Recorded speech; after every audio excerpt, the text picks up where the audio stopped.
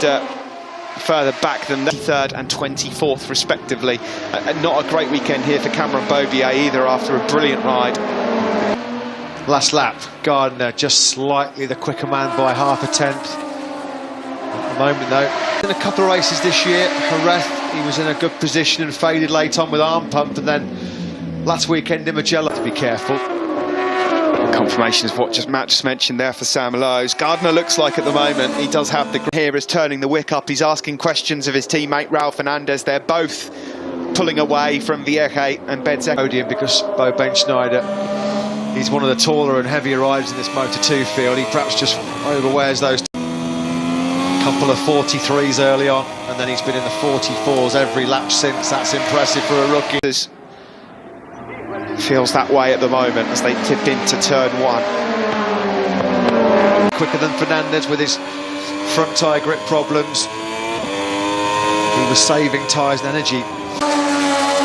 Towards turn 5 we go. It looks like Lorenzo Dalla Porta has crashed out of a points finishing position. To go, and it's turn 1 for Dalla Porta, the Italtrans rider. He was out at the very first make that corner, was he? The front end going out from underneath Dalla Porta. More disappointment then for the Italtrans Racing man, who was like he's got that extra grip, and now he could probably make the move on Raul Fernandez and then pull away by. Looks pretty comfortable right now behind Raul Fernandez, doesn't he? Is he going to try and make the move now? Perfectly happy. Well, he's going through. Oh, the element of surprise. He had to actually do that because I think he was going to run into the back. Raul Fernandez, of course, with that track limits warning that we mentioned, can't really afford to be making. Of course, this is a home Grand Prix within touching distance for him, but whenever he's needed to just make sure he... Rookie to have had a hiccup somewhere. Tony Arbolino's fallen down to 16th as well. What's happened then to poor... And with that front tyre grip fading at this stage of the race, it's so easy to just get pushed into a mistake. You could see Fernandez was just pushing that little bit too hard. Agura's race over. Here's a replay then of Remy Gardner and the slipstream, or go up the inside to prevent himself from hitting his teammate. Further back, the battle for third not quite over yet. His quickest lap for quite some time, and Fernandez just at the wrong time drops into the 45s for the first time. Ahead of Bo Benschneider. Fernandez. Oh dear, big crash. Oh, big crash further down the field. It was Gartho that came off the worst of it that day. Goodness me. Looked horrendous. Yeah, they both went barrel roll for Gianantonio. What's happened here? Side by side on the approach to turn 1.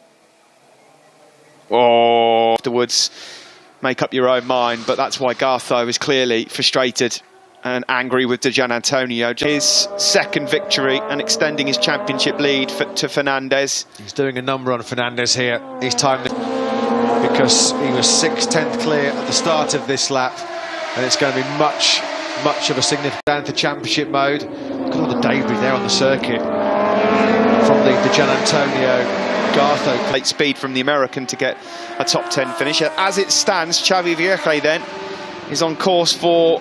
Absolutely brilliant performance by Remy Gardner. Led for the first 10 laps, was content just to be the first Australian to win 2 intermediate race championships in a row since Casey Stoner. Just half a lap then remaining for Remy Gardner. I think that would equal Chandra's major man. So just a few corners left. Remy Gardner with a MotoGP contract in his back pocket. A fantastic season. Contract life will not get any better. A cut above the rest. Remy Gardner storms to victory here in Barcelona. He as well is back on the podium and here in Catalunya as well. And the team celebrate, and rightly so. It's their first ever Moto. And he takes a firm grasp on the Moto2 World Championship lead in 2021. Grand Prix do see the checkered flag, and that was the most important aspect. They're 5th and 7th respectively. In between them, Bo Benschneider had great tops. Red Bull KTM Iho riders to catch, and it's an 11-point advantage for Remy Gardner heading into Germany. 1-2 for them. Fernandez in second place, and huge credit to Xavi Vierge on his home circuit as well. A top 6 for the 22-year-old Dutchman. One-off help. Eased some pressure on the shoulders of Vierge. His teammate Jake Dixon, credit to him, he was outside the top 30 on the grid. He came in front of your home crowd.